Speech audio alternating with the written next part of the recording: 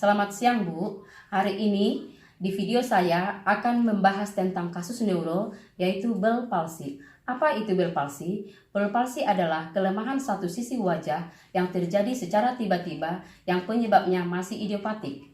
Kelemahan ini diduga karena disfungsi neurofasialis akibat edema pada saraf wajah sebagai reaksi terhadap infeksi virus, penekanan, berkurangnya aliran darah.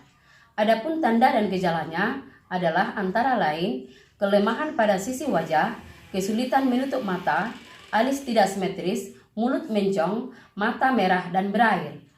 Penanganan fisioterapi bisa kita berikan berupa yang pertama, anamnesis. Anamnesis ada dua macam, yaitu auto dan hetero. Pada kasus ini kita akan memberikan anamnesis auto, yaitu langsung kepada pasien itu sendiri. Kemudian kita akan memberikan inspeksi. Inspeksi adalah dengan cara melihat, dengan cara inspeksi ini bisa kita melihat bentuk wajah, bentuk alis, atau bentuk bibir, atau bentuk mata yang apa bisa menutup sempurna atau tidak. Kemudian kita memberikan palpasi. Palpasi adalah langsung menyentuh pasien itu sendiri. Dengan palpasi bisa kita menilai apakah ada spasme otot, kontraktur otot, atau nyeri tekan, atau suhu pada wajah apakah meningkat atau tidak. Kemudian pemeriksaan berikutnya bisa kita berikan dengan pemeriksaan fungsi gerak dasar, antara lain belum mampu mengangkat alis, belum mampu bersiul, belum mampu mengembang kempiskan cuping hidung.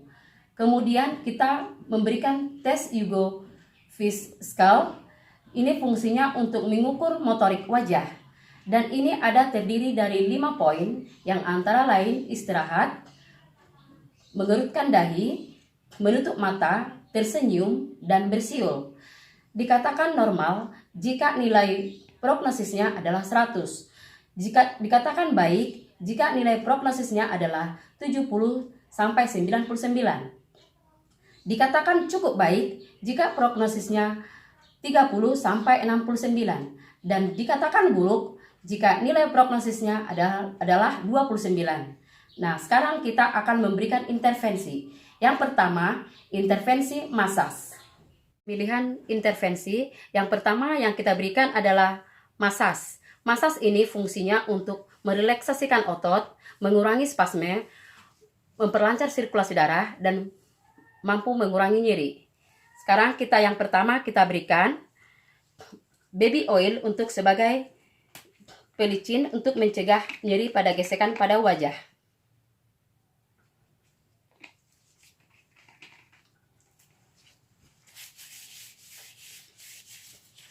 Kemudian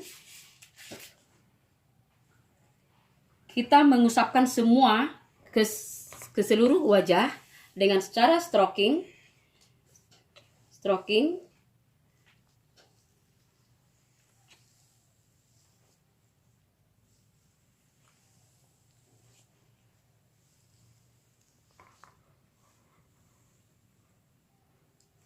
Kemudian dilakukan dengan gerakan effleurage secara gentle.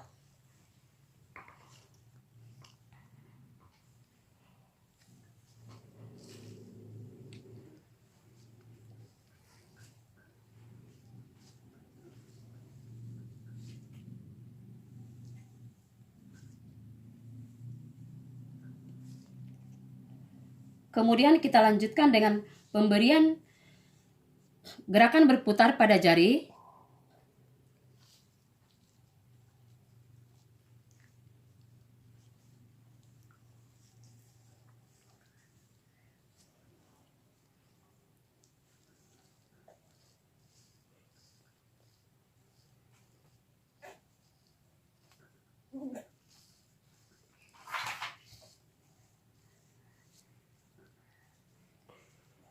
Kemudian kita berikan berupa tapping dengan jari-jari. Ini fungsinya untuk merangsang saraf perifer pada wajah.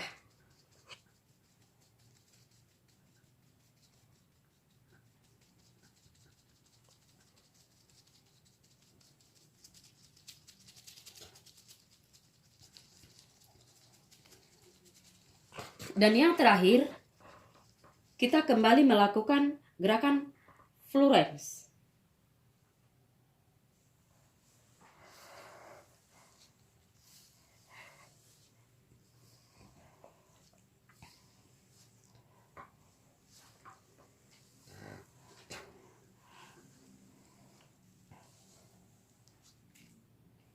Sekarang kita kembali untuk melanjutkan intervensi berikutnya, yaitu berupa heating, yaitu infrared.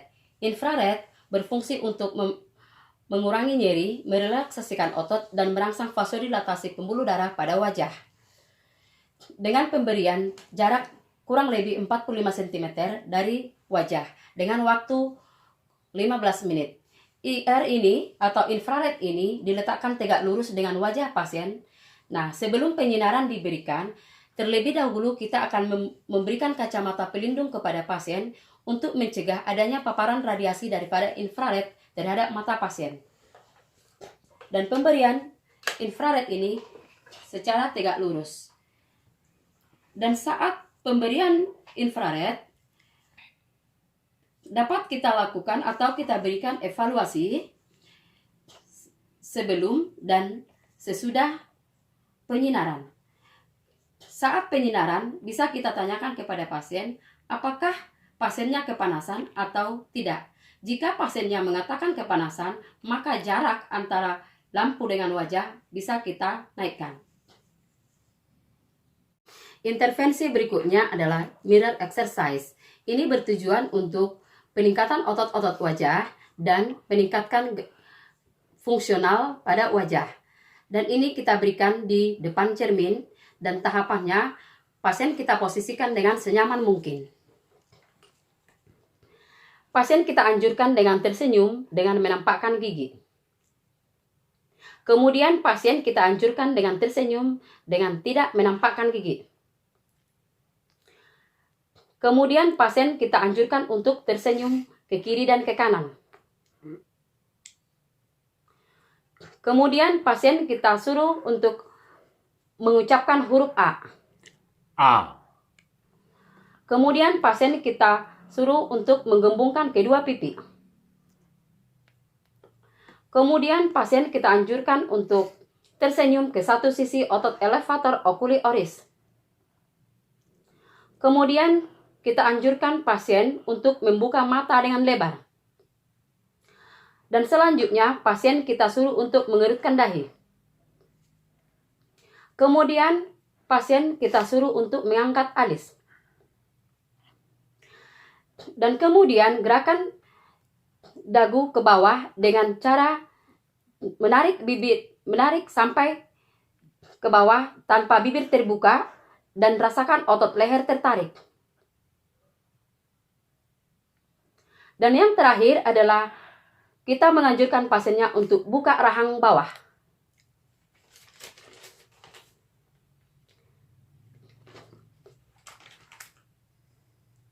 Dan yang terakhir, setelah kita memberikan beberapa intervensi, kita dianjurkan sebagai fisioterapi yang bertanggung jawab, kita juga harus memberikan berupa home program, yaitu berupa education kepada pasien, yaitu menganjurkan pasien jangan tidur di lantai. Dan kemudian di saat tidur, jangan tidur dengan menggunakan kipas angin dan AC. Dan saat bepergian, kita harus menganjurkan pasien agar menggunakan helm dengan penutup wajah dengan full face. Dan yang paling penting adalah kita harus mengingatkan atau menganjurkan pasien untuk mengulangi latihan-latihan yang kita berikan kepada pasien di rumah. Demikianlah pemaparan saya dalam video ini tentang kasus neuro, yaitu Bell's palsy. Terima kasih, Bu.